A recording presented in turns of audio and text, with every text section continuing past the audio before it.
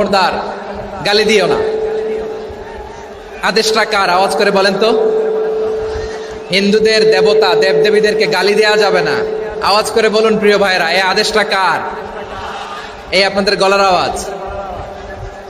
অন্য ধর্মের দেবতাদেরকে যে গালি দেওয়া যাবে না, এই আদেশটা কার?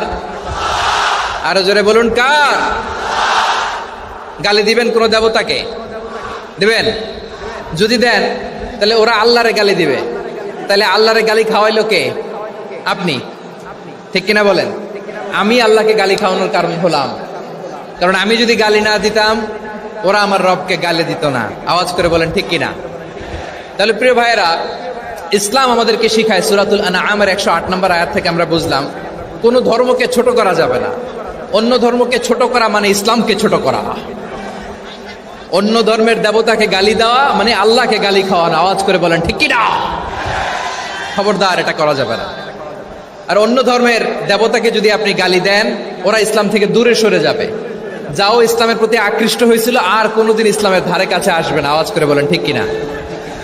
এজন্য কখনো কোনোদিন অন্য ধর্মের দেবতাদেরকে গালি দেয়া যাবে না।